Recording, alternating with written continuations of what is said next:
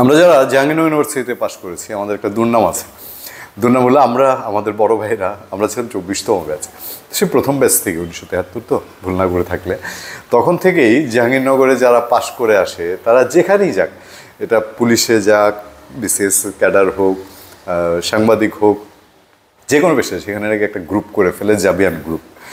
তো আছে ইউনিভার্সিটিগুলোতে হয়তো এই দোষে দুষ্ট বলেন আর যেভাবেই বলেন এই ইজমটা কাজ করে, কিন্তু কোনো রাজনৈতিক দল এই দোষে দুষ্ট হবে যেখানে সব ইউনিভার্সিটির ক্রেডিট আছে, সেটা কেমন? এটা কোন বৈষম্য বিরোধী আচরণ? দেখেন তো দেখি, বৈষম্য বিরোধী মানে গত এক বছরে টক অফ দ্য কান্ট্রি। বৈষম্য বিরোধী বলতে বলতে বলতে বলতে একটা পর্যায়ে ওই যে লেবু কসলায় তিতা বানায় না, এই বৈষম্য বিরোধী এবং সমন্বয়ক এই শব্দগুলো এখন তিতা হওয়ার উপক্রম কিনা।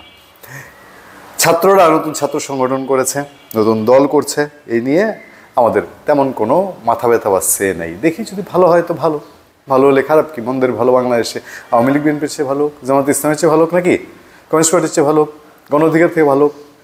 আমি তো বলি গণ অধিকার পরিষদের নুরুল হক নুরু যেই ত্যাগ তিতিক্ষা এককভাবে করে তার সংগঠনকে মাটি কামড়ে ধরে রেখেছেন, শেখ হাসিনার তীব্র শাসনের মধ্যে দিয়েও যিনি সাংঘাতিক স্টিম রোলারের মধ্যে দিয়ে যাকে অন্তত নির্বাচন থেকে নিজেকে নিজে দূরে রাখতে পেরেছেন, এই যে এখন যারা নতুন নতুন নাম শুনি একটা আন্দোলন বিপ্লবের মধ্যে দিয়ে যারা এই জায়গাটায় চলে এসছে, তারা যদি উপদেষ্টারা পেছনে না থাকে, যদি অন্তর্বর্তীকালীন সরকার সরে যায়, তাহলে তাদের হালটা কি হবে?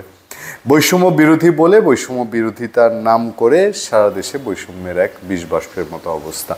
আমি যা বুঝি সেটাই মঙ্গল, আমি যা চাইবো এটাই হইতে হবে, না হইলেই কি মব জাস্টিস।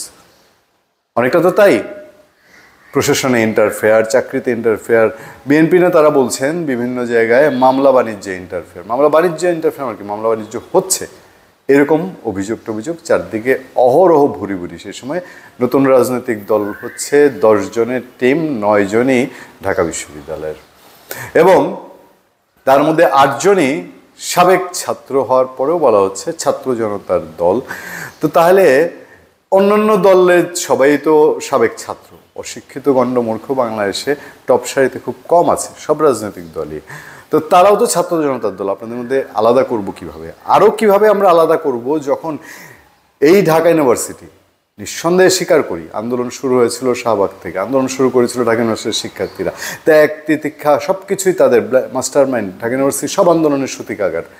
52, 69, 71, 90 এরপরে সারা দেশের দায়িত্ব কি শুধু ঢাকা ইউনিভার্সিটির স্টুডেন্টরা নিয়েছে, নাকি সবাই মিলেমিশে বৈষম্য বিরোধী একটা আচরণের মধ্যে দিয়ে দেশ শাসন করার চেষ্টা করেছে? ঢাকা ইউনিভার্সিটি থেকে আন্দোলন হয়েছে বলেই এখন নতুন দল করবেন আর সব নেতৃত্ব দখল করে নেবেন। প্রাইভেট বিশ্ববিদ্যালয়ের তারা যদি না থাকতো, জুলাই আন্দোলনে আপনারা কোথায় থাকতে পারতেন? দেশের সমস্ত পাবলিক বিশ্ববিদ্যালয় বন্ধ করে দিল শেখ হাসিনা। ধরেই নেওয়া হয়েছিল আন্দোলন কি চোরাবালিতে পড়বে কিনা।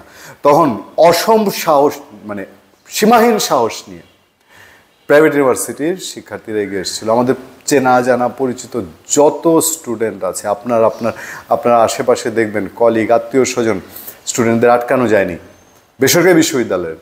এখন তারা যখন নতুন দলে তারাও নেতৃত্বের ভাগ চাইলো, তারাও যখন বললো আমাদেরও ত্যাগ তিতিক্ষা আছে, আমরাও নেতৃত্ব দিতে সক্ষম, আপনাদের কারোর চেয়ে কম না, তখন কি করলেন? তাদেরকে পদ পদবি না দিয়ে দিলেন ধরে ধুলাই আর গালিগালাজ, অশ্রাব্য গালিগালাজ, যেগুলো কল্পনাও করে নাই মানুষ এই নতুন দলের পক্ষ থেকে। পত্রপত্রিকায় রিপোর্টে ভরে গেছে। আমার সামনে ডেইলি স্টারের একটা রিপোর্ট, অত লম্বা রিপোর্ট আমি আপনাদেরকে পড়ে শুনিয়ে বিরক্ত করব না, শুধু হেডলাইনে ডেইলি স্টার করেছে যে বৈষম্য বিরোধীরাই বৈষম্যে অভিযুক্ত। এখানে দীর্ঘ অনেকগুলো উদাহরণ তুলে ধরা হয়েছে। এই যে এত এত লোকের মধ্যে সব ঢাকা ইউনিভার্সিটির বেসরকারি বিশ্ববিদ্যালয়ের কৃতিত্ব অস্বীকার করা হয়েছে, উপদেষ্টা করা হলো সব ঢাকা ইউনিভার্সিটির, একজনও অন্য কোনো জায়গার উপদেষ্টা হলেন না, সেই সময় সমালোচনা হয়েছে।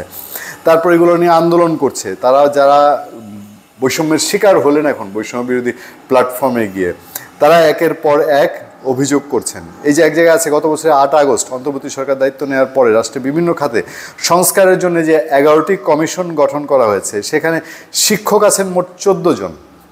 তার মধ্যে ঢাকা বিশ্ববিদ্যালয়ের শিক্ষক 9 জন, যাদের মধ্যে 5 জনই আবার আইন বিভাগের। ডক্টর আসিফ নজরুল, প্রফেসর হাফিজ নজরুল, তিনিও ঢাকা বিশ্ববিদ্যালয় আইন বিভাগে, বাকি 4 জন অন্যান্য বিভাগের। ঢাকা বিশ্ববিদ্যালয়ের বাইরে অন্য যেসব বিশ্ববিদ্যালয়ের শিক্ষক আছেন সেগুলো হচ্ছে জাহাঙ্গীরনগর, চট্টগ্রাম, রাজশাহী, ব্র্যাক এবং ইউনিভার্সিটি অফ লন্ডন, এই জায়গাগুলোর হচ্ছে। এই ঘটনাটিও কোটা ও বৈষম্যের একটি বড় উদাহরণ। বলেছিল কোটা বিরোধী চাই, ওর বাবা কোটা বিরোধী বলে তো এখন কতজন সমন্বয়কই দেখা যায় তারা নাকি কোটার মাধ্যমে বিশ্ববিদ্যালয়ে ঢুকেছিল। কোটা বিরোধী বলে নতুন নতুন কোটার ঢং আনা হচ্ছে, বা বলা হচ্ছে যে জুলাইয়ে যারা ত্যাগ স্বীকার করেছে, আত্মত্যাগ করেছে বা তাদের পরিবার আহত, তাদেরকে একরকম কোটার মধ্যে দিয়ে আবার চাকরি দেওয়া হবে, মানে কোটার মধ্যে দিয়ে চাকরি দেওয়া হবে, ওইখানে কম্পিটিশন। তো মুক্তিযুদ্ধ কোটায় তো তাই ছিল। এই সমস্ত কিছু অভিযোগের ভার আমি জানি না নিতে পারবে কিনা। ডেইলি স্টার একটা জায়গায় বলা হয় মর্নিং শোজ দ্য ডে। এটার ব্যাখ্যাটা এরকম যে বৈষম্যের অভিযোগে হাতাহাতি, মারামারি আর সড়ক অবরোধের মধ্যে দিয়ে যে সংগঠন যাত্রা শুরু করলো এবং যারা এই সংগঠনের নেতৃত্বে এলেন তারা যে নতুন বাংলাদেশ এবং নতুন বন্দোবস্তের কথা বলবে সেটি কি করে নিশ্চিত করবেন। আমি বলি কি জানেন, এইটি বাংলাদেশের রাজনীতি ট্রেডিশন, এটাই যোগ্যতা। এই যোগ্যতা যদি আপনি অর্জন করতে পারেন যে মুখে বলবেন একটা, মাইকে বলবেন একটা, হ্যাঁ, যে মানে সততা, অনিয়মের বিরুদ্ধে, তারপর আপনার দুর্নীতির বিরুদ্ধে বলবেন, তারপর বৈষম্য বিরোধিতার কথা বলবেন, আর কাজে যখন যাবেন তখন ঠিক তার উল্টাটা করবেন, তাহলে বাংলাদেশের রাজনীতিতে একদম সই 100-তে 100। ধন্যবাদ সবাইকে, ভালো থাকবেন, সুস্থ থাকবেন। আপনার সাথে আমি আতিক রহমান পূর্ণিয়া।